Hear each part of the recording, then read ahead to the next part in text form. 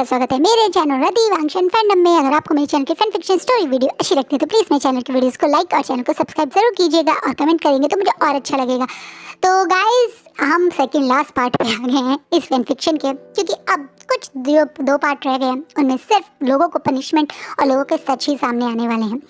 और दूसरा, ये एक घंटे की 2 वीडियो बनेंगी, तो ऑलमोस्ट मतलब मैं स्टोरी फास्ट फॉरवर्ड नहीं कर रही हूँ, बल्कि मैंने पार्ट बहुत बड़े बना दिए घंटे के, तो आप समझ सकते हैं।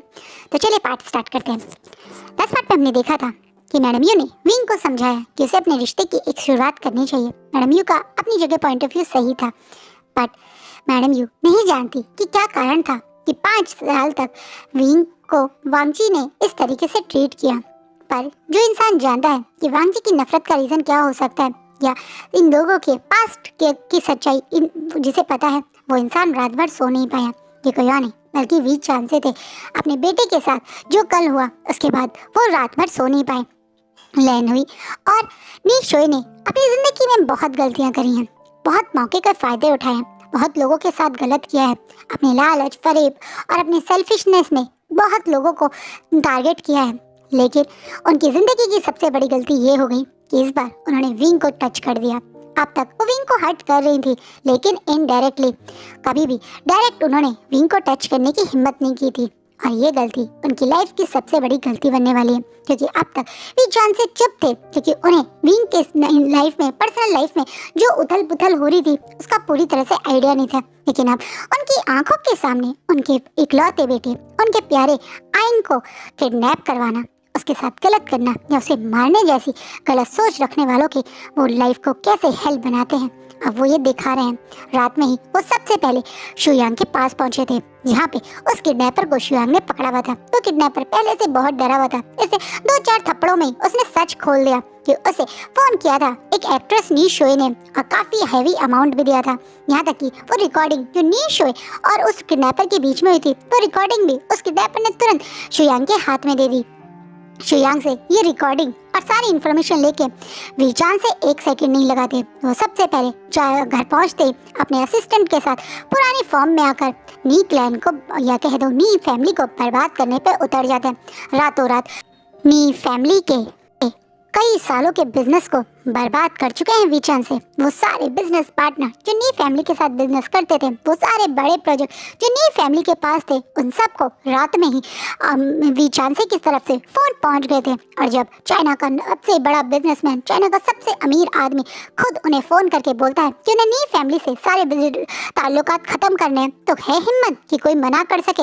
रातों रात नी फैमिली पूरी तरह से रोड पे आ गई है। सारे बिजनेस प्रोजेक्ट, सारे पार्टनर्स, इन्वेस्टर्स, यहाँ तक कि शेयर होल्डर्स भी नी कॉर्पोरेशन से, नी फैमिली से बच रहे हैं। जो नी फैमिली रात में पहले से ही टेंशन में थी, खासकर नी शोए की वजह से, जो रात भर अपने भाई के पास कंधे पे सर रख के रोती रही कि भाई उससे गलती हो गई, उसे बचा लो, कुछ तो करो।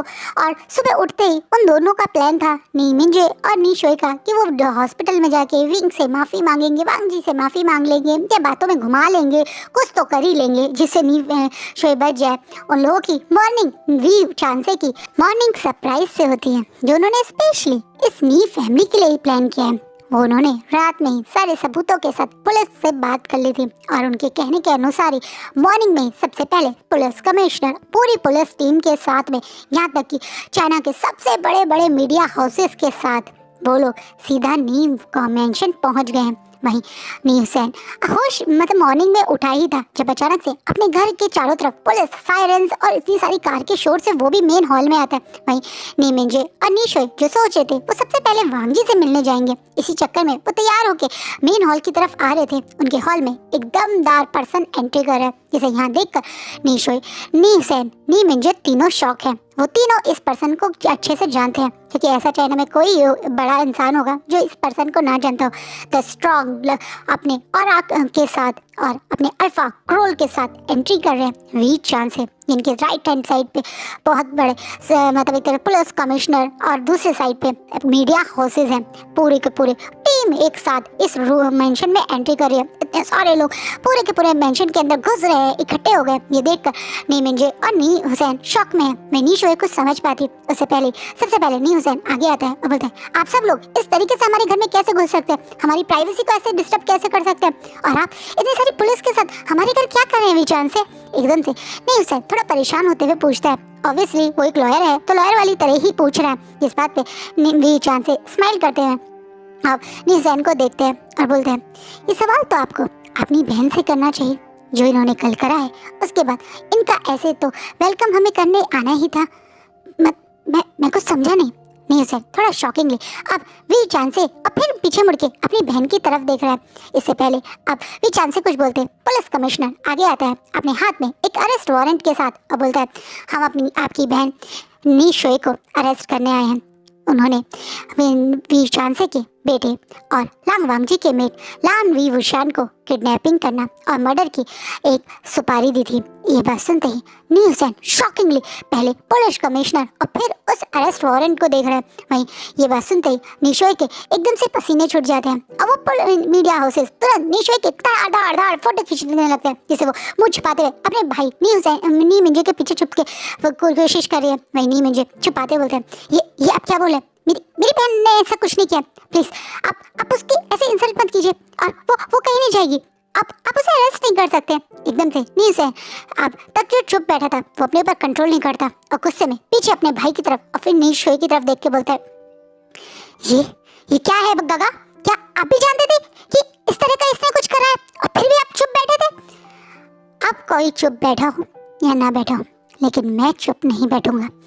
विचान से बिना मौका गवाए इग्नोर करते हुए आप नी मिंजे और नी हुसैन के बिल्कुल पास में आके खड़े होते हैं और बोलते हैं, आपकी बहन ने मेरे बेटे को टच करने की कोशिश की है और हमारे पास इसका एक एक सबूत है। आपको क्या लगता है ये मीडिया हाउसेस और ये पुलिस बस ऐसे ही आई है आपकी बहन की वो रिकॉर्डिंग जिसमें आपकी बहन ने फ़ोन करके कैसे और किडनैपर को मेरे बेटे को किडनैप करने, मारने और बदतमीज़ करने का ऑर्डर दिया था, वो सब अब तक पूरे सोशल मीडिया पे छा चुका है। और तुम नहीं मिंजे ये जो प्रोटेक्टिव शील्ड बन के अपनी बहन के आगे खड़े हो ना, कुछ ही देर खड़े रह पाओगे क्योंकि तुम्हारे तो ये दोनों पैर मैंने बहुत बुरी तरह से तोड़ दिए हैं। अब अपनी बहन को बचाने से ज़्यादा ज़रूरी तो तुम्हें पहले अपने उस बिज़नेस को बचाना चाहिए जो तुम्हारे मदर और फादर ने मेहनत करके बनाया था, जिसे तुमने खुद इस बर्बादी तक अपनी इस बहन के चक्कर में लेकर आए हो। जाओ अपने बिजनेस को संभालो और तुम देखता हूँ अब तुम्हारी खातिरदारी कैसे होगी। वीचान से बहुत शांति से पर इतने खूंखार तरीके से जब ये बातें बोलते हैं ना चाहते हुए भी निशोई नी मिंजे के चेहरे पे पसीना आ जाता है। वहीं नी हुसैन जब सुनता है कि उसकी बहन ने क्या घटिया हरकत की है तो अब वो गुस्से में बिना मौका गवाए खुद नी मिंजे से को साइड करता हुआ निशोई का हाथ पकड़ के बीचों बीच लाता है और उसके दोनों कंधों से हिलाते बोलता है, क्या क्या जो ये बोल रहे हो सच है? तुम इस हद तक गिर सकती हो? कैसे कैसे क्या सोचा तुमने कि तुम इतनी बड़ी हरकत करोगी और सबको सच नहीं पता चलेगा? कल से पैदल तुम्हें इतनी भी अक्ल नहीं कि तुम जिस इंसान को टच कर रही थी वो चाइना के सबसे बड़े बिजनेसमैन का बेटा था। तुम्हें क्या लगा तुम्हारा भाई ये तुम्हारे गगा तुम्हें इस आदमी के सामने बचा लेंगे? अब देखो तुम्हारी इस हरकत की वजह से हमारी पूरी फैमिली कैसे बर्बाद होगी। और तुम दगा, मैं चिल्लाता रहा, चीखता रहा, समझाता रहा पर तुम्हारे कान पे भी जूं नहीं रेंगती थी। मैंने कहा था एक दिन आएगा ये सब कुछ बर्बाद कर देगी और तुम कुछ नहीं कर पाओगे। आज देखो तुम्हारी वजह से हमारे घर की हमारी क्या हालत हो गई है। अगर सचमुच में अगर वीचान से ने ठान लिया है कि हाँ ये हमारी फैमिली को बर्बाद करेंगे तो तुम और मैं अब कुछ नहीं कर पाएंगे। और इस बर्बादी का कारण तुम्हारे ये आंखों पे इस बदतमीज लड़की के प्यार की पट्टी बंधना और इस लड़की के ये दिमाग है कहीं ना कहीं। नी हुसैन भी बहुत गुस्सा है लेकिन वो क्या करे, अब उसकी बहन ने इतनी बड़ी गलती करी है और फिर भी उसका भाई उसे प्रोटेक्ट कर रहा था। ये देखकर वो बर्दाश्त नहीं कर पा रहा। वहीं पुलिस यहाँ इनके फैमिली ड्रामे के लिए थोड़ी खड़ी रहेगी, वो बिना मौका गवाए अपनी हुसैन से नीशोई के हाथ में हथकड़ी लगा के ले जाने लगते हैं। वहीं नीशोई, काका काका मुझे बचाओ, नहीं नहीं मैंने ऐसा कुछ नहीं किया, ये सब झूठ है, ये सब उस यूशान की चाल है, दादा मुझे बचाओ, दादा दादा प्लीज आप नागवांग जी के पास जाओ, दादा दादा प्लीज मुझे बचाओ। चीखती चिल्लाती रह जाती है, लेकिन कोई उसे रोक थोड़ी, मतलब अब उसका कोई सुनने वाला थोड़ी है। इसी कारण पुलिस उसे सबके सामने ऐसे खींचते हुए ले जाती है। नीमिंजे वहीं बीचों बीच खड़े हैं और खासकर नीसैन भी, दोनों शॉकिंगली खड़े हैं इस हॉल में। अभी कुछ देर पहले इतनी भीड़ थी, लेकिन अब यह हॉल बिल्कुल शांत है, बिल्कुल पिन ड्रॉप साइलेंस है। हॉल में सिर्फ दो लोग हैं, नी हुसैन और नीमिंजे। वी चांद से भी जैसे ही निशोई अरेस्ट हुई, उसके तुरंत बाद वहाँ से निकल गए वार्निंग देकर, और नी हुसैन और नीमिंजे को जो उन्हें बोलना था बोलकर। अब उनके जाने के बाद नीमिंजे की तरफ अब नी हुसैन देखता है और एकदम से गुस्से में बोलता है, मिल गया आपको शांति काका, कितनी खुशी मिल रही होगी ना आपको आज। आपने बिल्कुल अपनी बहन को इतना प्यारों से, इतना अच्छे से पाला कि देखो आज आपकी उस बहन ने हमारी सबकी ज़िंदगी बर्बाद कर दी। मेरे पापा और मदर की सारी कमाई बर्बाद कर दी, सब कुछ बर्बाद कर दिया। हमारा नाम, हमारी पैसे, हमारा घर, हमारा सब कुछ चला गया काका। और कारण आपकी आंखों पे बना हुआ ये प्यार का पट्टी, और आपकी वो बहन जिसे आप इतना बिगाड़ चुके कि अब उसके सुधरने से कोई फर्क नहीं पड़ेगा। आपको कल से पता था, फिर भी आप चुप रहे। आपने कल ही अगर विचांसी के सामने अपनी बहन को ले जाकर माफ़ी मंगवा ली होती, कल ही आपने अपनी बहन को अरेस्ट करवा दिया होता, तो शायद हम कुछ बच पाते, शायद आज हमारी ये फैमिली बच पाती, हमारी बिजनेस बच पाता। लेकिन आपने उसे फिर भी छुपाने की कोशिश की, और अब देखो आप क्या बचा पाओगे। ये बोलकर वो नी हुसैन वहाँ से गुस्से और परेशानी में चला गया। वहीं में जो एकदम से अपने घुटने पे बैठ जाते हैं, और जैसा वो सोच रहे थे वैसे ही उनकी ज़िंदगी ऊपर से डाउन हो चुकी है। लगातार अब उनके फ़ोन पे उन्हीं की कंपनी से फ़ोन पे फ़ोन आ रहे हैं, जहां उन्हें बताया जा रहा है उनके सारे प्रोजेक्ट कैंसिल होते जा रहे हैं, ये हो गया वो हो गया।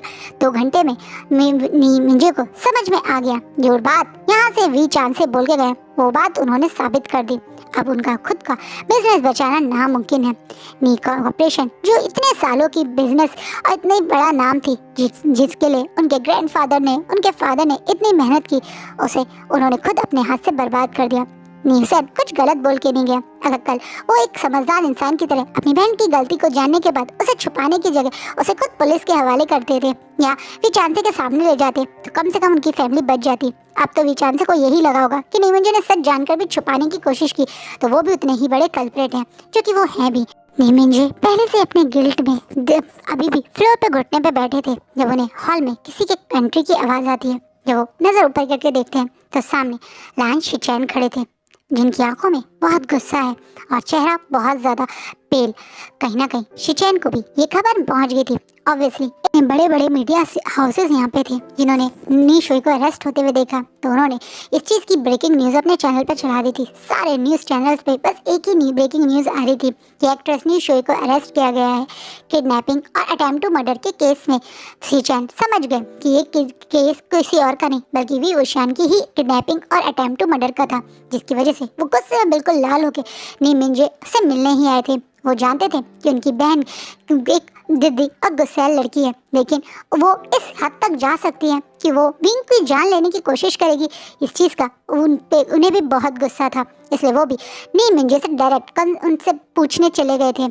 जब वो देखते हैं कि नीमिंजे पैरों पे बैठे हैं और वहीं नीमिंजे देखते हैं कि शिचैन आए, तो वो थोड़ा सोफे का सहारा लेते हुए एकदम से खड़े होकर शिचैन की तरफ दौड़ के उसे छूने की, मतलब उसे गले लगाने या उससे बात करने की कोशिश ही कर रहे थे। जब शिचैन अपने एक हाथ आगे करके 2 कदम पीछे हो जाते हैं और गुस्से में नीमिंजे को देखने लगते हैं। नीमिंजे शिचैन, मुझे पता था तुम मेरे पास जरूर आओगे, मुझे पता था जब तुम सुनोगे कि क्या हुआ है तो तुम मेरे लिए परेशान हो गए होंगे, मुझे पता था तुम मेरे पास आओगे। शिचैन, मैं बहुत अकेला हो गया हूँ, मैं सब कुछ बर्बाद कर चुका हूँ, बस अब तुम ही मेरे पास रह गए हो। शिचैन, मेरी कंपनी पूरी तरह से बर्बाद हो गई, मेरा भाई मुझसे हमेशा के लिए नाराज़ होकर चला गया, और मेरी बहन वो जेल में है। शिचैन, मैं अब क्या करूँ? कुछ नहीं, चुप होके एंजॉय कीजिए जो हो रहा है। शिचैन गुस्से में बोलते हैं। ये सुनिए, मुझे शॉकिंगली शिचैन को देख रहे हैं। क्या हुआ, इतना शॉक क्यों है? हमेशा आप यही तो करते थे, आपकी बहन की हर गलती पे चुप होके देखते रहते थे, तो अब भी चुप होके अपनी बर्बादी देखिए। और दूसरी बात, मिस्टर नी मिंजे, आपको इतना कॉन्फिडेंस कि आपको लगा कि मैं आपके पास आया हूँ। आपकी ये गलत फहमी भी अपने दिमाग से दूर कर निकाल ली है। मैं आज के बाद कभी भी तुम्हारी शक्ल भी देखने नहीं चाहता। तुम्हारी जिंदगी में वापस आना का तो सवाल ही नहीं होता। तुम जैसा इंसान किसी ओमेगा के लायक नहीं है। तुम जिसे हमेशा से सिवाय अपने बहन के कुछ दिखा नहीं, वो बहन जिसने हमेशा एक से बढ़कर एक गलती करी और इस हद तक गिरी हुई निकली कि वो किसी की जान भी ले सकती थी। उस बहन के प्यार में तुमने जितना मुझे हर्ट किया है, उसके बाद तुम्हें लगता है कि मैं तुम्हारी जिंदगी में वापस आऊंगा। तुम्हारी बहन के कारण मेरा भाई हॉस्पिटल में है। तुम्हारी बहन के कारण मेरे भाई की हाथ जान जाने वाली थी। तुम्हारे बहन के कारण एक मासूम ओमेगा कल मरने वाला था। और मैं, तुम्हें लगता है तो ये सब जानने के बावजूद तुम्हें एक्सेप्ट करूंगा? मेरे बच्चे की जिंदगी में तुम जैसी फैमिली और तुम्हारी बहन और तुम्हारी छाया भी आने दूंगा? ये तुम्हारी गलत फहमी है। मैं आज तुम्हें यहाँ यही बोलने आया था कि अब मुझे तुमसे कुछ नहीं चाहिए। वो पैसा मेरे फादर मदर के जो शेयर्स बेच के तुमने लिए थे, मुझे उन सब से मतलब नहीं है। बस मुझे अब तुमसे एक ही चीज़ चाहिए और वो है डिवोर्स। तुम जैसे इंसान के साथ अब मैं एक पल नहीं रहूँगा। पता नहीं तुम अपनी बहन के प्यार में अंधे होके कल मेरे बच्चे के साथ भी ना कुछ गलत कर दो। इससे अच्छा ये है कि मैं तुम्हें अपनी लाइफ और अपने बच्चे की लाइफ से हमेशा के लिए बाहर निकाल दूँ। ये बोलते हुए शिचैन बहुत गुस्से में वहाँ से जाने लगते हैं, जब एकदम से नहीं मुझे उनका हाथ पकड़ लेते हैं और बोलते हैं, नहीं शिचैन, तुम मुझे छोड़ के नहीं जा सकते। प्लीज़, मेरे से बहुत गलती हुई है, पर मुझे एक और चांस दे दो प्लीज़। मेरे बच्चे के लिए सोचो, उसको बिना फादर के तुम कैसे पालोगे? प्लीज़ प्लीज़ मुझे माफ़ कर दो। तुम्हें पता है दुनिया में कोई ऐसा ओमेगा नहीं होगा जो अपने बच्चे को उसके फादर से दूर करना चाहेगा, पर मैं ऐसा कर रहा हूँ। उसका कारण ये है कि तुम ये डिज़र्व नहीं करते। शायद ऐसे बहुत सारे रिश्ते होते हैं जो सेकंड चांस डिज़र्व करते हैं, लेकिन वो रिश्ते जो कभी रिश्ते के वाली तरह फील ही नहीं होते, उनमें क्या सेकंड चांस। जिस दिन से मैं इस घर में आया हूँ, तुमने सिर्फ और सिर्फ अपना मेल ईगो, अपनी बहन को खुशियों पे ही ध्यान दिया। मेरी खुशी तो कभी इम्पोर्टेंट नहीं की। अगर तुम एक बार, सिर्फ एक बार मेरे लिए सोचते ना, तो आज शायद मैं तुम्हारे साथ खड़ा होता, तुम्हारे को प्रोटेक्ट करता, तुम्हारी और फैमिली को बचाने के लिए शायद अपने भाई से रिक्वेस्ट करता, खुद भी चांसे के पास जाता, क्योंकि मैं जानता था कि वो मेरी बात एक बार ज़रूर सुनते। लेकिन तुमने इस पूरे रिलेशनशिप में कभी मुझे इम्पोर्टेंट नहीं दिया। वो रिश्ते जिनमें सिर्फ सेल्फिशनेस हो, सिर्फ मतलब हो, वो रिश्ते कभी लंबे नहीं चलते और उनका टूट जाना ही इम्पॉर्टेंट होता है। यही कह दो ज़रूरी होता है। और उसी के अकॉर्डिंग तुम्हारा मेरा रिश्ता टूट जाना ज़रूरी है, मेरे बच्चे के लिए, उसके फ्यूचर के लिए। मैं तो शायद ज़िंदगी में कभी खुश नहीं रह पाऊँगा, क्योंकि तुम्हारे प्यार के चक्कर में, इस रिश्ते को बचाने के चक्कर में मैंने विंग के साथ जो गलतियाँ की हैं, विंग की ज़िंदगी जो बर्बाद करने की कोशिश की है, उस गिल्ट में मुझे खुशी मिलने की तो मुझे उम्मीद नहीं है। लेकिन मेरे बच्चे की खुशी के लिए मैं तुम्हें और तुम्हारी फैमिली को उससे ज़रूर दूर रखूँगा। शिचैन रोते हुए, आंसू पूछते हुए, बहुत ज़ोर से नी मिंजे से अपना हाथ छुड़ाते हुए वहाँ से निकल जाते हैं। नी मिंजे घुटनों पे तुरंत गिर जाते हैं। शिचैन की ये लाइन कि एक बार भी क्या शिचैन ने उनके लिए सोचा, आज उनके दिल पे एक तीर की तरह लगी। शायद कभी नहीं सोचा। हाँ, वो तो यही सोचते थे, शिचैन तो उन्हें प्यार करते हैं, शिचैन तो उनके लिए कुछ भी करने को तैयार है, शिचैन तो उन्हें प्यार करेंगे ही। वो शिचैन की कितनी इंसल्ट करें, शिचैन के साथ कुछ भी करें, शिचैन तो उन्हें कभी छोड़ के नहीं जा सकते। आज वो नी मिंजे घुटनों पे बैठे हैं और शिचैन उन्हें उनके हमेशा के लिए गुड बाय करके बाहर निकल गए। आज नी मिंजे के पास कोई नहीं बचा है, क्योंकि कोई उनके पास जब था तो उन्होंने उनकी कदर नहीं की। वो भाई जो हमेशा उन्हें समझाता था, सही नहीं कर रहे हो गगा, आप इस तरीके से गलत रास्ते पे चल रहे हो, ये एक बर्बादी का ही कारण बन सकता है। हर चीज़ में आप हम इस निशोई की बातों में आकर गलत डिसीजन ही लेते हैं। आज वो भाई की बातें भी नी मिंजे के कान में गूंज रही हैं। वो ओमेगा जो हमेशा उनके प्यार और टेंशन के लिए उनके आसपास घूमता था, लेकिन उन्होंने उसके कभी इंपॉर्टेंट ना देखे, सिर्फ अपनी बहन को इंपॉर्टेंट दी।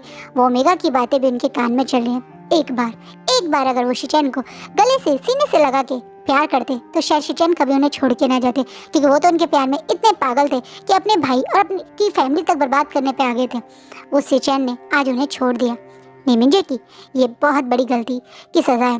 वहीं सज़ा तो इस समय नी शोई को भी मिल रही है, जिसे पुलिस ने लाते खूब पिटाई शिटाई शुरू कर दी है, पीट पीट के उसका स्टेटमेंट लिया जा रहा है, क्योंकि वो तो अपने एटीट्यूड में मैंने कुछ नहीं किया, हिम्मत कैसे हुई, मेरा लॉयर बुलाओ। उसके पास कोई लॉयर भी नहीं आ रहा, उसका खुद का भाई लॉयर है, एक टाइम पे one of the famous lawyers में से एक नीम हुसैन आप अपनी ही बहन का केस लड़ नहीं रहे हैं। ये चीज़ भी न्यूज़ में बताई जा रही है। जो जेन्युइनली अपनी बहन की गलती को मानते हैं, वो एक सॉरी कार्ड और बुके के साथ आप हॉस्पिटल पहुंचते हैं, जहाँ पे वो विंग से और लान कुरैन के सामने सॉरी बोलकर वो बुके और कार्ड देकर चुपचाप से हमेशा के लिए ये सिटी छोड़ के चले जाते हैं। हुसैन एक अच्छा पर्सन था, उसने कभी भी किसी के साथ गलत नहीं किया, पर वो भी अपनी बहन की गलती की वजह से सजा भुगत रहा है। ये देखकर कुरैन और विंग को थोड़ा बुरा भी लगता है, पर वी चांसे ने उसके साथ कुछ बहुत गलत नहीं किया। हाँ, उसके पास उसका खुद का करियर है, वो दूसरी सिटी में जाके एक नई लाइफ स्पेंड कर सकता है। जो उसके नाम की प्रॉपर्टीज़ या उसके नाम की जो चीज़ें, उसे तो एक तरीके से सेफ ही रखा है वी चांसे ने, और वी चांसे ने उसके अगेंस्ट में कुछ बड़ा भी नहीं करा है। हाँ, नी फैमिली तो बर्बाद करने की उन्होंने जो सोची थी उस हिसाब से बिजनेस बर्बाद कर दिया, लेकिन नी हुसैन के लिए उन्होंने कोई बड़ा एक उतना खतरनाक कदम नहीं उठाया, क्योंकि जितने पैसे वाले वो हैं, वो चाहते तो उसके लाइसेंस कैंसिल करवा सकते थे, उसे प्रैक्टिस करने से रोक सकते थे, उसका नाम बदनाम कर सकते थे, कुछ भी कर सकते थे, लेकिन उन्होंने फिर भी ऐसा कुछ नहीं किया। एक तरीके से ये नी हुसैन को उन्होंने एक चांस ही दिया है। ऐसे नी हुसैन उस चांस को समझते हुए वहां से चला गया। वहीं नी शोई पूरी तरह से पागल हो गई है। आज एक हफ्ता हो गया नी शोई के अरेस्ट को, और एक हफ्ते में नी शोई से एक बार भी उसका कोई भाई, कोई लॉयर, कोई मिलने नहीं आया। यहाँ तक कि उसे इस समय जेल में जो हालत है उससे वो पागल सी हो गई है। वो हर जगह किसी को यही बोलती रहती, वो फिल्म स्टार नी शोई है, उसे कोई टच ना करे। उसकी हालत पागलों वाली हो गई है, लेकिन उसकी मदद करने के लिए कोई तैयार नहीं है। नेमिंजे पूरी जान लगा चुके हैं। एक हफ्ते में वो एक पल भी सो नहीं पाए। अपने पेरेंट्स की इस बिजनेस को बचाने की वो खूब कोशिश कर रहे हैं, लेकिन लास्ट में उन्हें के पास कुछ नहीं बचता है। एक हफ्ते बाद सब कुछ बिक जाता है। जो कुछ उनके नाम से था, जो कंपनी के नाम से था, वो सब कुछ बिक जाता है। यहाँ तक कि नी शोई की वो प्रॉपर्टीज़ जो उन नी शोई के नाम से थी, वो भी बिक जाती हैं। उनके पास रह के कुछ थोड़ा बहुत जो उनकी सेविंग थी वही रहती है, जिसके साथ वो लाखों बार शिचन से मिलकर उनके डिवोर्स पेपर पर साइन कर कर वहाँ से हमेशा के लिए कहाँ चले गए किसी को पता नहीं चला। नी शोई जेल के अंदर बंद है, सबको यही पता है। नी हुसैन में एज अ प्रैक्टिस लॉयर काम कर रहे हैं, सबको पता है, लेकिन नी मिंजे के बारे में किसी को कुछ पता ही नहीं चलता। वहीं दूसरी तरफ जहाँ नी फैमिली की बर्बादी पे सब लोग शौक और खुश है, वहीं एक इंसान धड़ धड़ डर से काँप रहा है, जो लैन हुई है। लैन हुई घबरा रही है कि कहीं नी शोई गलती से भी उसका नाम ना ले दे, क्योंकि वो जानती है कि अगर गलती से भी नी शोई ने उसका नाम ले लिया तो वो कितनी बड़ी मुसीबत में पड़ सकती है।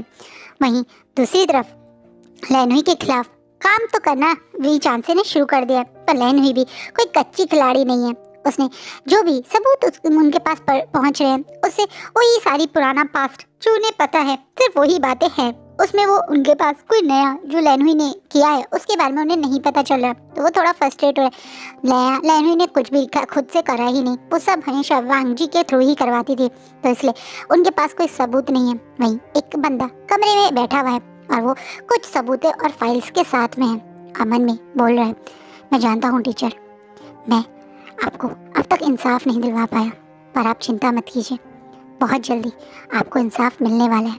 अब तो आपका बेटा भी अपने अल्फ़ा के पास सेफ है, और आपके अल्फ़ा पूरी तरह से उस लैनहुई के पीछे लग गए। मैंने अपना पूरी लाइफ सिर्फ आपको इंसाफ दिलवाने के लिए लगवाई है, और मुझे लग रहा है बहुत जल्दी मैं उसमें सक्सेसफुल भी होऊंगा। ये वही पर्सन है जो आपने में से किसी ने मुझसे कमेंट में पूछा था कि ये टीचर वाला पर्सन कौन है, जो काफ़ी टाइम से लैनहुई के पीछे पड़ा हुआ है। उसके पास भी वो सारे सबूत हैं जिस समय भी चांसे के पास है, लेकिन उसके अलावा भी वो बहुत सारे और भी सबूत इकट्ठे कर रहा है। वो इंतज़ार कर रहा है सही समय का। वहीं दूसरी तरफ एक रिश्ता धीरे धीरे दोबारा से न्यू स्टार्ट की तरफ बढ़ रहा है। वांग जी जब 2 दिन बाद अपनी आँख खोलता है तो सबसे पहले उसके मुंह से विंग का ही नाम निकलता है। विंग कुछ समय के लिए उस समय वॉशरूम में गया था, लेकिन वांग जी विंग को वहाँ ना देखकर इतना परेशान हो गया था। लान कुरैन और शिचैन वांग जी की हालत देखकर समझ गए कि उसकी क्या हालत है। वांग जी होश में आते, विंग विंग विंग मेरा विंग का है गगा, विंग का है गगा, विंग ठीक है गगा, मैंने सपना देखा था क्या? विंग तो मेरे पास था, क्या वो मुझसे मिलने नहीं आया? विंग वांगजी के इतने सारे सवाल थे जो विंग के लेके वो शिचैन और कुरैन से पूछ रहा था, पर वो दोनों इन सवालों के जवाब देते उससे पहले रूम में फिर से विंग की एंट्री होती है। विंग को वहाँ देखकर वांगजी के चेहरे पे एक काम सी छोटी सी स्माइल आ जाती है। वहीं दिल में बहुत ज़्यादा सुकून। वहीं शिचैन और कुरैन एक दूसरे से नज़र एक्सचेंज करते हैं और बिना कुछ बोले वांगजी को वहाँ अकेला छोड़ के रूम से बाहर जाने लगते हैं। विंग सबको रूम से बाहर जाते हुए देखकर अब वांगजी की तरफ देखता है और समझ नहीं पाया ये दोनों उससे बिना कुछ बोले चुपचाप से रूम से बाहर क्यों चले गए। विंग हल्के हल्के कदम बढ़ा के बिल्कुल वांगजी के पास आ जाता है। वांगजी ने एक बार भी पलक नहीं झपकाई है जब से उसकी आंख खुली है, या जब से विंग उसकी आंखों के आगे आया उसने एक पल भी पलक नहीं झपकाई। जिससे उसे डर लग रहा है ये पलक झपकी और दोबारा से आंख खोली तो कहीं विंग गायब ना हो जाए, ये कोई ड्रीम तो नहीं, कहीं विंग उससे अभी तक नाराज है जैसे पहले वो बिल्कुल उसके ऊपर भाव नहीं दे रहा था, इसी मारे शायद आया ही ना उससे मिलने, इसी डर से वो पलक झपकाने से भी डर रहा है। विंग बिल्कुल वांगजी के पास आके उसके बेड के पास उस छोटी सी चेयर पर बैठते हुए धीरे से आवाज़ में पूछता है, कैसे हो तुम? डॉक्टर ने तुम्हें चेक कर लिया या डॉक्टर को बुलाना है? इस बात पे वांगजी कुछ ना बोल के फिर से विंग को सिर्फ घूरता रहता है, जिससे विंग कुछ समझ नहीं पाया। उसे थोड़ा सा अजीब लग रहा है वांगजी की ये नजरें जो उसे लगातार देख रही हैं, इसलिए वो उन नजरों को थोड़ा सा अपने पास से हटाने के लिए पूछता है, गगा और अंकल क्यों चले गए? क्या तुमने उनसे कुछ बोला था? तुम ठीक हो विंग? वांगजी बहुत हल्की सी आवाज में ये पूछता है, जैसे विंग इस पर्सन को शॉकिंगली देख रहा है। हॉस्पिटल में ये है, बेड पे ये है, इसके अभी होश आया है और ये विंग से पूछ रहा है विंग तुम ठीक हो? विंग को क्या हुआ है? विंग थोड़ी हॉस्पिटलाइज है, हॉस्पिटलाइज तो तुम हो ना। विंग अब एकदम से अपनी आवाज़ को थोड़ा सा नॉर्मल रखते हुए, हाँ मैं ठीक हूँ विंग आंसर करके रुका ही था कि अचानक से वांगजी के हाथ फिर से उसके गाल पे उसे महसूस होते हैं। वांगजी थोड़ा आगे को झुक के विंग के उस गाल को टच करने लगता है जहाँ पे थप्पड़ के निशान था। अब वो निशान बहुत हल्का पड़ गया है, लेकिन वांगजी को अभी भी हल्का से उस गाल पे एक लाल सा बटन दिख रहा है। वांगजी की आवाज़ जिसमें अभी कंसर्न था अब वो बहुत ज़्यादा डार्क हो जाती है और बहुत ज़्यादा विंग के लिए कंसर्न करके बोलते हैं, उन्होंने तुम्हारे साथ कुछ, मैं सही ठीक हूँ वांगजी, उन्होंने मेरे साथ कुछ नहीं किया था। लंजा? हाँ तुम मुझे लंजा बोला था ना जब मैंने अपनी आखिरी बार आंखें बंद की थी? मैंने तुम्हारे मुझसे पहले की तरह लंजा सुना था, मुझे लंजा कहो विंग। विंग अब शॉकिंगली वांगजी की तरफ देख रहा है, उसे समझ नहीं आ रहा है वो क्या करे। वांगजी की ये वार्मनेस, वांगजी का ये प्यार जो अभी भी उससे दिख रहा है, वो केयर जिसके में अभी भी खुद हॉस्पिटल में पड़े होने के बावजूद विंग के गाल पे कैसे निशान है, विंग अब ठीक है नहीं, उन लोगों ने क्या किया था, ये सारे सवालों के साथ उसे देख रहा है। विंग भी बोल रहा है, लंजा मैं ठीक हूँ, तुम सही समय पे आ गए थे, अगर मैं सही समय पे नहीं आता तो। ये सोच के मेरा दिल बैठा जा रहा है wing. Wing I am sorry wing, मैं तुम्हें प्रोटेक्ट नहीं कर पाया, वो लोग तुम्हें किडनैप कर पाए। आई एम सॉरी विंग, मैं उस समय तुम्हारे साथ नहीं था जब वो लोगों ने तुम्हें किडनैप किया। तुम्हारी गलती नहीं है लंजा, मैं खुद उनके साथ गया था, मुझे क्या पता था कि कोई मुझे किडनैप भी कर सकता है। पर तुम मेरे ओमेगा हो, मेरी रिस्पॉन्सिबिलिटी बनती है कि मैं तुम्हारा ध्यान रखूं, और मैं फेल हो गया। मैंने हमेशा एज अल्फ़ा तुम्हारे को फेल किया है, मैंने हमेशा एज अल्फ़ा तुम्हारा दिल दुखाया, अपनी रिस्पॉन्सिबिलिटी से पीछे रहो, मुझे माफ़ कर दो विंग। तुम ये क्या बोल रहे हो? माना कि एज अ हस्बैंड तुमने मुझे बहुत हर्ट किया, लेकिन एज अल्फ़ा तुम कभी फेल नहीं हुए हो, तुमने हमेशा मुझे प्रोटेक्ट किया है, मेरी ज़रूरत की हर चीज़ मुझे दी है। हाँ शायद प्यार तो नहीं, लेकिन उसके अलावा जो एक ओमेगा को अपने अल्फ़ा से चाहिए वो तुम मुझे हमेशा देते थे, मेरी पसंद के कपड़े, ब्रांडेड शूज़, मेरी हीट में मेरा साथ देना और हमेशा मुझे किसी और से प्रोटेक्ट करना। नहीं बहुत कंसर्न के साथ, लेकिन सेल्फ एकदम एक होता है ना बिना कुछ मन में छुपाए साफ साफ बोल देने वाली तरह बोल देता है। वहीं विंग की ये बात सुन के वांगजी और गिल्टी होता हुआ अभी जो विंग के फेस को टच करा था अब अचानक से विंग के दोनों हाथों को पकड़ लेता है, जिससे विंग थोड़ा शॉक हो जाता है। वांगजी अपना सर नीचे करके थोड़ा सा इमोशनल होता बोलता है, आई am sorry wing, I am really sorry, मैं तुमसे हमेशा से यही कहना चाहता था कि मुझे अपनी गलती का बहुत पछतावा है। विंग मैंने तुम्हें बहुत हर्ट किया है, मैंने तुम्हारा दिल बहुत दुखाया है, तुम्हें इग्नोर करता था मैं, तुम्हारे प्यार को देखकर भी इग्नोर करता था मैं, तुम्हें अपने प्यार के लिए तड़पता हुआ देखता था मैं, पर मैं कुछ नहीं करता था। मैं जानता हूँ विंग, मैंने अपनी ज़िंदगी की बहुत बड़ी गलती करी है, तुम जैसे मासूम और इतने प्यार करने वाले ओमेगा को हर्ट करके। पर प्लीज़ विंग, मुझे मुझे एक बार माफ़ कर दो। मैं कुछ भी कर सकता हूँ तुम्हारी माफ़ी के लिए। तुम्हारी माफ़ी के लिए मैं अपनी जान भी दे सकता हूँ। तुम कहो तो मैं पूरी ज़िंदगी तुम्हारे आगे पीछे तुम्हारा सर्वेंट बन के घूम सकता हूँ।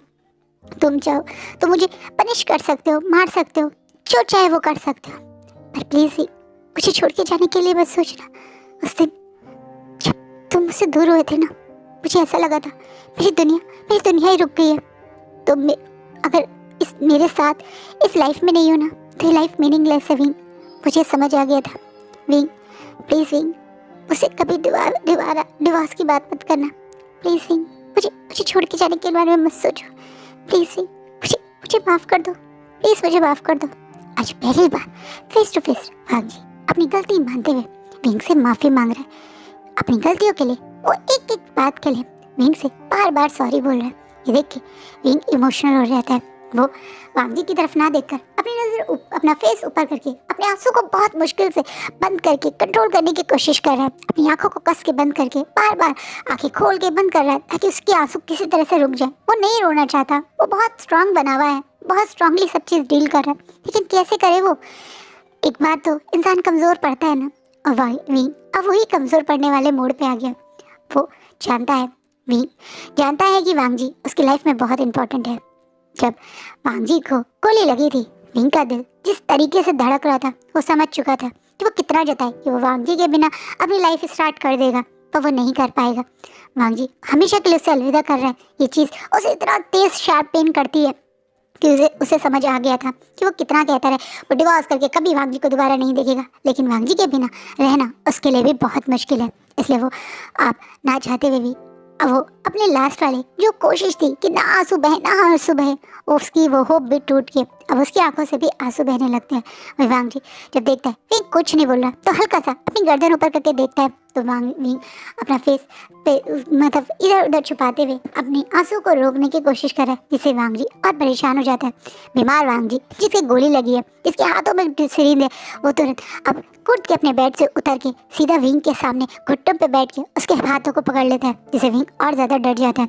विंग एकदम से लंजा कह के कुछ बोलता उससे पहले ही वांगजी आज अपने घुटनों पे बैठ के अपने सर को पूरी तरह से भोग करके जैसे एक सॉरी मांगते बोलता है, मैं अपनी गलती के लिए बहुत पछताता हूँ विंग।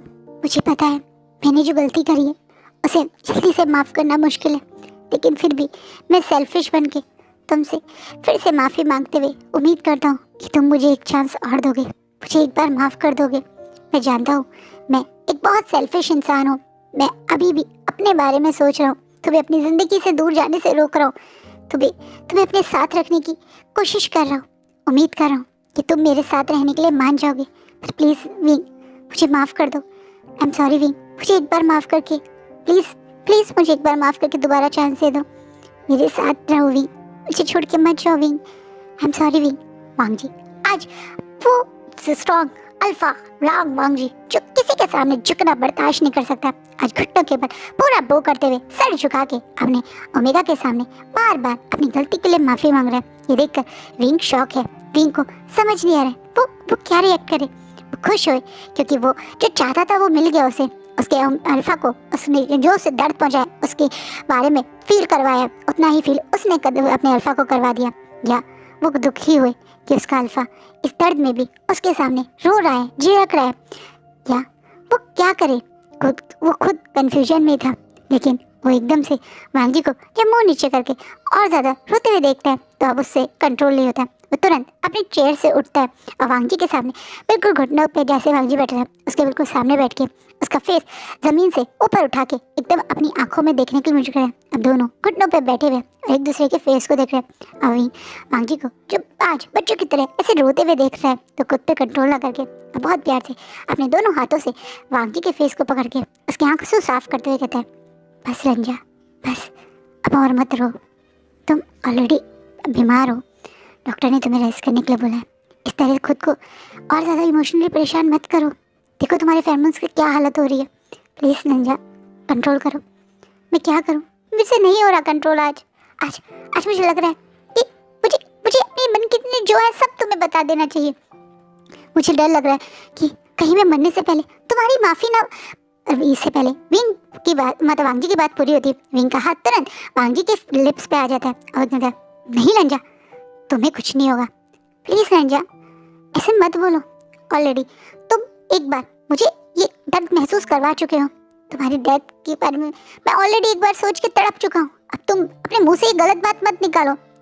मैं तुम्हें पनिश करना चाहता हूँ, तुम्हें जैसे तुमने मेरा दिल दुखाया उसी तरह से तुम्हें भी दर्द देना चाहता हूँ, लेकिन तुम मैं कहीं नहीं जाने दूंगा। मैं, हाँ, मैं भी तुमसे दूर नहीं जाऊंगा, तुम्हारे को अपने पास रखूंगा।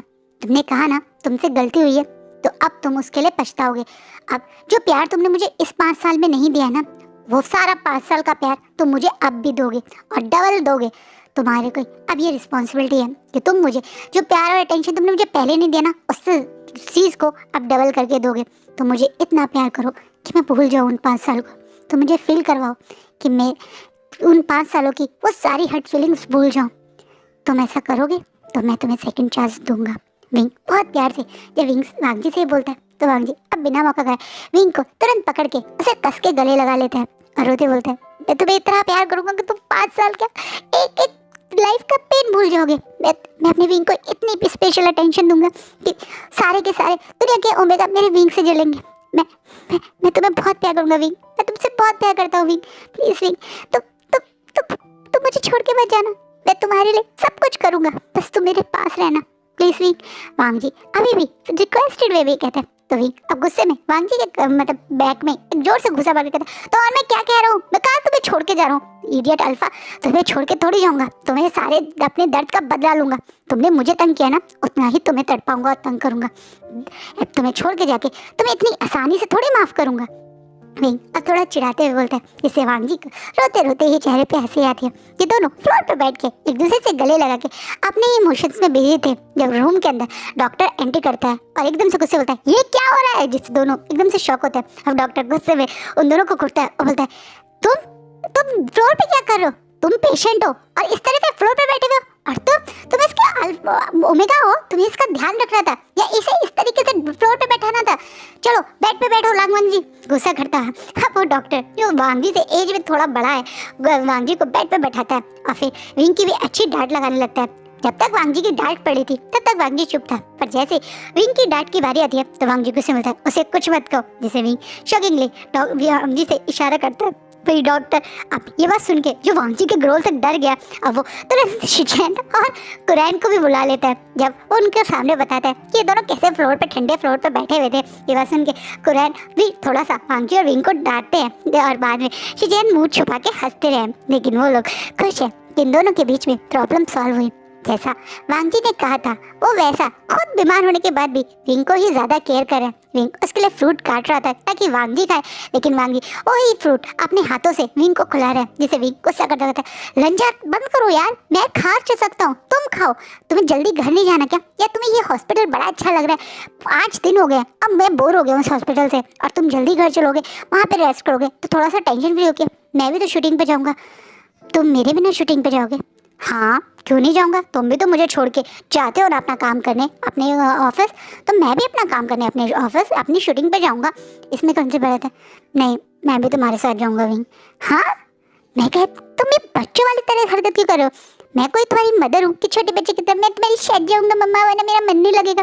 तुम बड़े इंसान हो, तुम अपना बिजनेस संभालो, मैं अपनी शूटिंग संभालूंगा। बिजनेस तो अंकल और गगा संभाल लेंगे, मैं तो अपने विंग को संभालूंगा। तुम्हें याद नहीं, तुमने तो मुझे कहा 5 साल की कमी पूरी करनी है, तो वो तो तुम्हारे साथ रह के हो पाएगी ना। वांग जी अब बेशर्मों की तरह विंग को कमर से पकड़ के, जो बेचारा उसके पास बैठा था, अब बिल्कुल अपने पास लाके उसके कंधे पे सर रख के छोटे बच्चों की तरह उसकी तरफ पाउटी फेस बना के देखते हैं, जिससे विंग शॉक, ये लॉन्ग वांग जी, वो अल्फा लॉन्ग वांग जी जिससे सारा का सारा मतलब उसका स्टाफ डर थर कांपता है, वो ऐसे बच्चों वाले चेहरे बना के विंग को ऐसे पपी आइज से देख रहा है। विंग के ये चीज़ एक तरह से एक्सेप्ट करना, डाइजेस्ट करना बहुत मुश्किल हो रहा है, लेकिन जब विंग की तरफ अब आगे की तरफ थोड़ा सा मुंह करके वांग जी तुरंत उसके लिप्स को किस करता है, तो विंग एकदम से होश में आके हल्का सा वांग जी से दूर होता बोलता है, 1 मिनट, अभी हमारा गुस्सा वाला टाइम चल रहा है, हमारा भी लड़ाई वाला पीरियड है, तो तुम इस बीच में मुझे किस नहीं कर सकते, अगर किस करनी होगी तो मैं ही तुम्हें करूँगा। अरे ये क्या बात हुई, तुमने तो मुझे कहा कि मुझे अपना 5 साल का प्यार तुम्हें वापस करना है, उस हिसाब से मुझे पूरा दिन तुम्हें किस भी करूँगा तो भी मेरा 5 साल का प्यार मैं तुम्हें वापस नहीं कर पाऊंगा, तो उसके लिए तो मुझे किस करनी पड़ेगी ना। नहीं, जब मैं कहूँगा तब। ये बोल के विंग वहाँ से गुस्सा करता हुआ अपने फ्रूट का जो वांग जी के लिए काटते आया था उसे खुद खाता हुआ बाहर चला जाता है, जिसे वांग जी स्माइल करके तुरंत हंसते हुए अब देखता रहता है।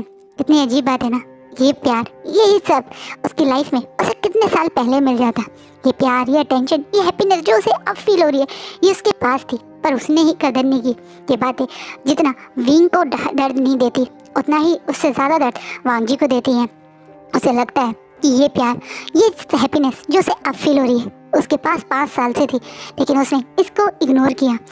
कहीं ना कहीं वांग जी उस दिन की बात भी नहीं भूला है। वो दूर जरूर था लेकिन लैनुई का पूरा सच उसे जानना था, इसलिए उसने इस बीच में शुयांग को कोई वो काम दे दिया था। वांग जी सबसे पहले वही काम करना चाहता है। ऐसा नहीं है कि उसे अपनी आंट से कोई बदला लेना है, गुस्सा करना है, पर वो सच्चाई जानना चाहता है। विंग के साथ एक नई शुरुआत से पहले सच क्या है वो खुद जानना चाहता है, क्योंकि कहीं ना एक छुपा हुआ पछतावा और दिमाग में एक बहुत बड़ी टेंशन है। उसके दिल और दिमाग में एक बहुत बड़ा ऐसी राज है जिसे सोच के उसका दिल घबरा रहा है। गलती से भी जो बातें उसे पता थे वो सच ना निकली और सच कुछ और निकला तो फिर वो अपनी विंग को कैसे नजर मिलाएगा। ये सच कि उसने विंग से शादी सिर्फ बदले के लिए की थी, ये बात अगर विंग को पता चल गई तो क्या होगा। इतनी मुश्किल से तो उसका विंग माना है। इन 5 साल के सिर्फ दर्द के बारे में ही उसके विंग को उसे अभी तक पता है, पर जब उसके रिश्ते का सच पता चलेगा तो क्या होगा। ये बातें वांग जी को डरा रही हैं और कहीं ना कहीं वो ये अपनी आंटी के जो इन्फॉर्मेशन निकलवा रहे हैं वो अपने आप को तसल्ली देने के लिए ही निकलवा रहे हैं। उसका दिमाग यही कह रहा है कि एक बार जो पहले था वही सच रहे। कहीं ना कहीं अगर कुछ और बात हुई तो वो क्या करेगा वो खुद नहीं समझ पा रहा है। वहीं दूसरी तरफ लैनुई का हाल बेहाल है। लैनुई पूरी तरह से पागल हो चुकी है। उसे लग रहा है कि कहीं ऐसा ना हो कि अब वांग जी के विंग और ज़्यादा पास आ जाए। पहले से ही वी चांद से उसके पीछे लग गए। अब उसकी एक शील्ड वांग जी ही है और जिसे मिलने के लिए वो बार बार यहाँ हॉस्पिटल भी आती है, लेकिन वांग जी उससे बहुत ही फॉर्मली कुछ ही देर बात करता है।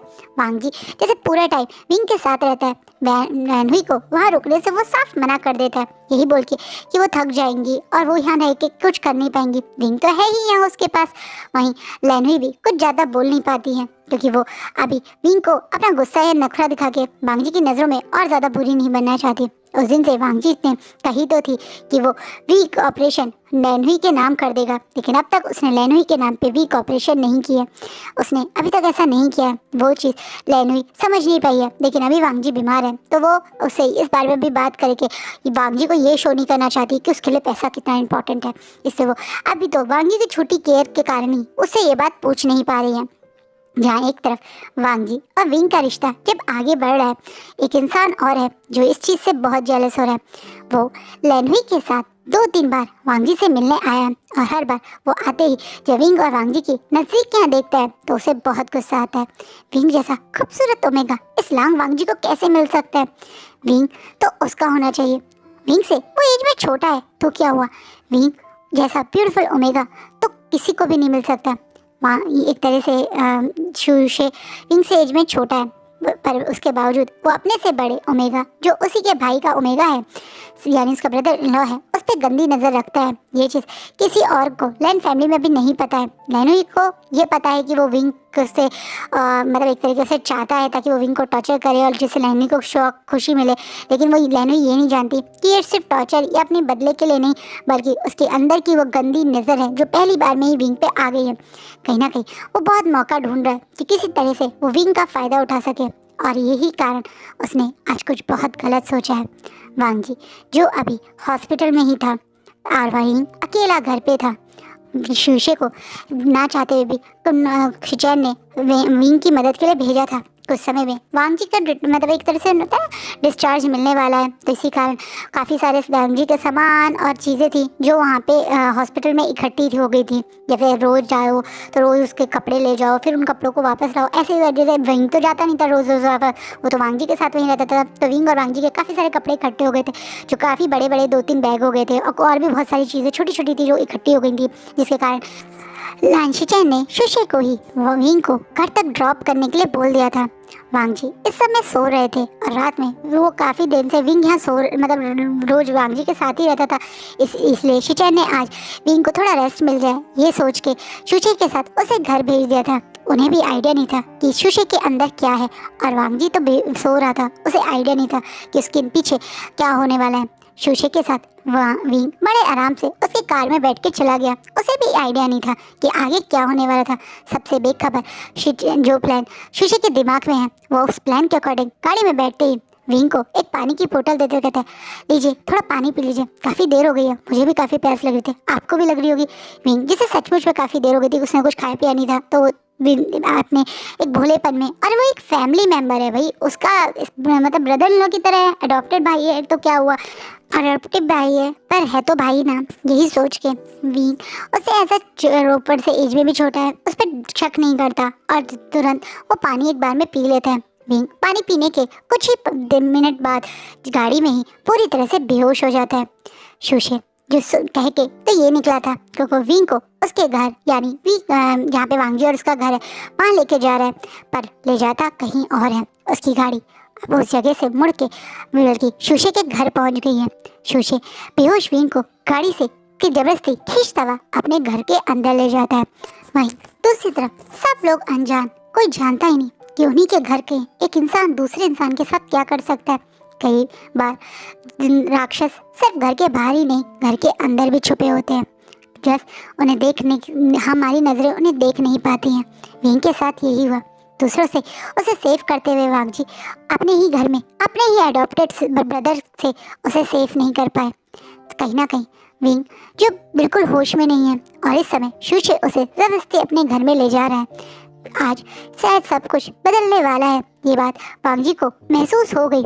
सोते हुए वांग जी को बहुत अनईजी सा होता है और एकदम से शॉक से उसकी आंखें बड़ी हो जाती हैं और वो खुल के विंग विंग करके होश में आ जाता है। शायद उसके अंदर का दिल बहुत बेचैन हुआ। आज उसका वो मेट जो उसके और उसके ओमेगा के बीच में है, उसने ही उसे कुछ बेचैनी सी महसूस करवाई। कुछ तो उसके ओमेगा के साथ गलत हो रहा है, उसे महसूस होता है। इसी कारण वो तुरंत उठ के बैठ जाता है। शेचैन जो साइड पे बैठे थे वो अचानक से वांग जी के शॉक के उड़ने से उसके पास आते हैं और बोलते हैं, क्या हुआ ब्रदर, तुम इतना डर क्यों गए?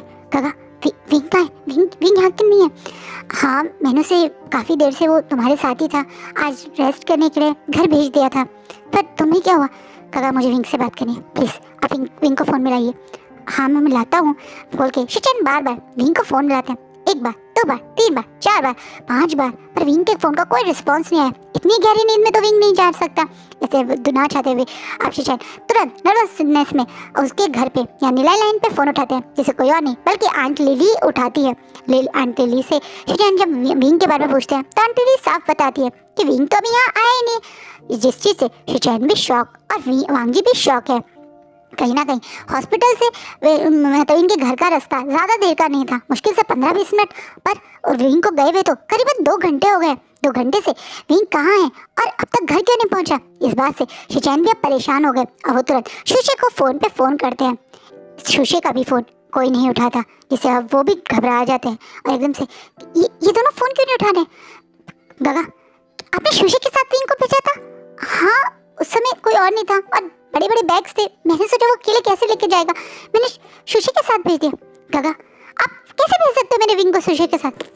वांग जी जो कभी भी शुशे के साथ पॉजिटिव फील नहीं करता, उसके विंग के साथ तो उसे कभी ना छोड़े, इसलिए वो बहुत ज़्यादा परेशान होकर गगा शुशे कहाँ हैं पता कीजिए। तुरंत शुयांग को कॉल मिलाता है। शुयांग तुरंत विंग कहीं गायब है सुन के बहुत परेशान हो जाता है और तुरंत विंग को सर्च करने लगता है। कुछ ही पल में विंग की कहाँ लास्ट लोकेशन थी थ्रू फोन वो पहुंच जाते हैं और शौक उन्हें तब लगता है जब पता चलता है कि विंग की लास्ट लोकेशन शुशे का घर था। शुशे का वो घर जिसके बारे में वांग जी और शिचैन को अभी पता चला, क्योंकि रजिस्टर्ड जब उन्होंने पता किया कि कहाँ है तो पता चला कि वो एक घर में है। वो घर किसके नाम पे है पता किया ऑनलाइन तो तुरंत पता चला वो शुशे का घर है। तुरंत वांग जी अपने आप को मतलब बीमारी को इग्नोर करता हुआ तुरंत हॉस्पिटल से अपने उन्हीं कपड़ों में हॉस्पिटल वाले कपड़ों में ही वह शिचैन के साथ दौड़ पड़ता है। शिचैन वांग जी को रोकने की कोशिश भी करते हैं, लेकिन वो जानते हैं कि विंग के मामले में वो वांग जी को रोक नहीं सकते, इसलिए वो भी वांग जी के साथ उस जगह निकल जाते हैं। वांग जी शिचैन उस एड्रेस की तरफ निकल गए। वहीं शुयांग को अपनी टीम के साथ भी उस एड्रेस की तरफ पहुंच गए। जैसे ही ये लोग वहाँ पहुँचते हैं तो पूरी तरह से शॉक हो जाते हैं। इस घर को चारों तरफ से पुलिस ने घेर रखा है।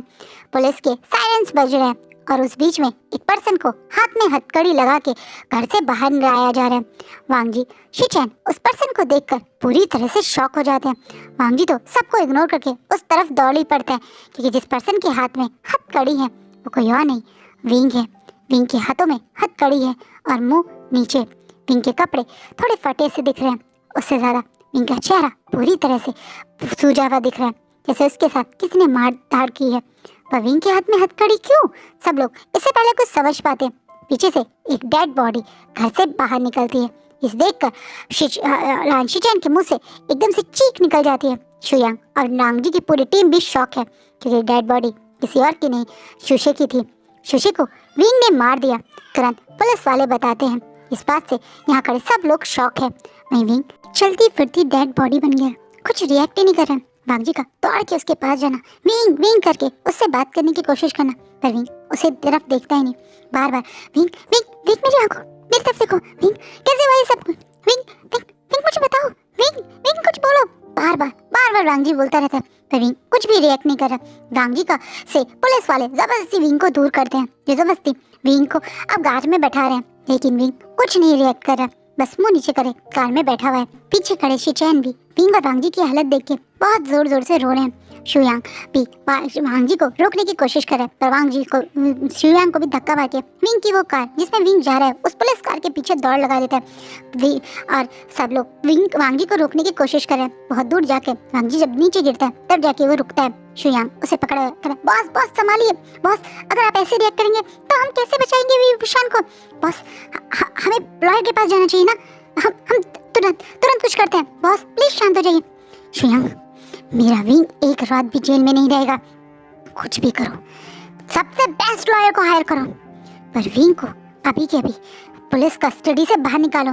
बॉस करके शियांग भी अग्री हो जाता है। वहीं वी चांसे को भी तुरंत खबर पहुंचाई जाती है। ये पुलिस वाले वी चांसे के बेटे को अरेस्ट कर रहे हैं, ऐसे थोड़ी हो सकता है कि ना मतलब वो करें, उन्हें इन्फॉर्म करें। वी चांसे भी जब सुनते हैं कि उनके बेटे को अरेस्ट किया गया है तो वो भी पुलिस मतलब स्टेशन पहुंच जाते हैं। विंग के पास ऑलरेडी वांग जी पहुंच चुका था। वहीं विंग सामने बैठा हुआ है, उसके हाथों में हथकड़ी है और उसे के अपोजिट में पुलिस वाले बैठे हुए हैं, जहाँ पे उसे सबसे दूर कोने में बैठाया गया है। बाहर से सब लोग देख सकते हैं विंग बैठा हुआ है, लेकिन उसके पास कोई नहीं जा सकता। एक तरह से वॉल है बीच में ट्रांसपेरेंट, और उस तरफ विंग और पुलिस वाला बैठा हुआ है, और बाकी जहाँ पे विजिटर्स और बाकी सब लोग हैं उस तरफ वी चांसे, लांग वांग जी, शुयांग और लान शिचैन खड़े हुए हैं। वहीं शुयांग के ऑर्डर के अकॉर्डिंग पूरी की पूरी एक लॉयर की टीम, जिसमें बड़े फेमस 2 लॉयर उनके साथ उनकी पूरी टीम, यहाँ तक कि लॉयर मो भी वहाँ पहुँच गए हैं। ये सब लोग अब वांग जी और वी चांसे के सामने खड़े हुए हैं, जिसमें वी चांसे बिना मौके कहते हैं मेरे बेटे को तुरंत यहाँ से बाहर जाना है, मेरा बेटा घर पे होना चाहिए, इस पुलिस स्टेशन पे नहीं। वी चांसे थोड़ा सीरियस होकर बोलते हैं।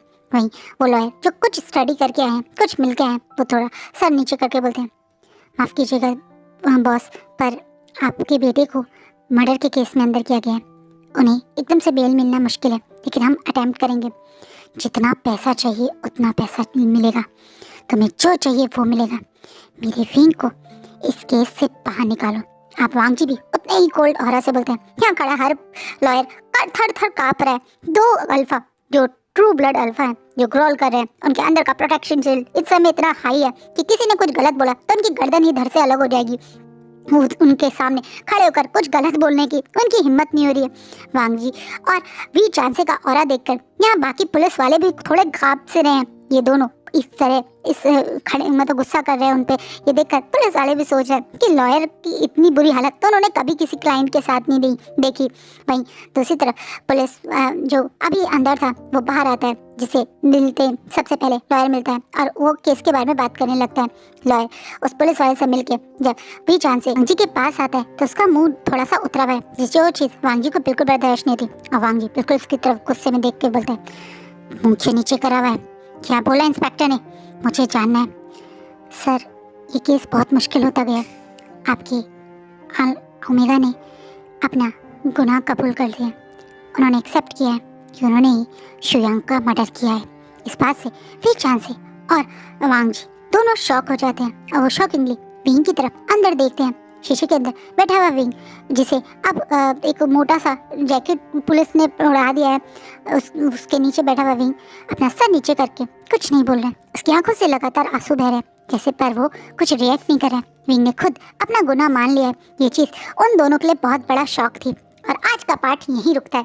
सो गाइस, ये क्या हुआ? क्या विंग मर्डरर बनकर जेल में अपनी लाइफ स्पेंड करेगा, या आगे क्या होगा? विंग क्यों अपना गुनाह मार के कुछ बोल नहीं रहा है? क्या हुआ है ऐसा विंग को कि उसने वांग जी के इतना विंग पुकारने पे भी कुछ रिएक्ट नहीं करा? क्या कुछ ऐसा हो गया है जो वांग जी या वी चांद से अब कभी सही नहीं कर पाएंगे? वो तो आपको नेक्स्ट पार्ट में पता चलेगा। नेक्स्ट पार्ट इसका लास्ट पार्ट है, तो ऑब्वियसली आपको ज़्यादा इंतज़ार नहीं करना पड़ेगा। कल ये मूवी एंड हो जाएगी, या ये कह दीजिए मेरी स्टोरी कल एंड हो जाएगी। इतनी लंबी स्टोरी के इतना प्यार देने के लिए thank you so so so much.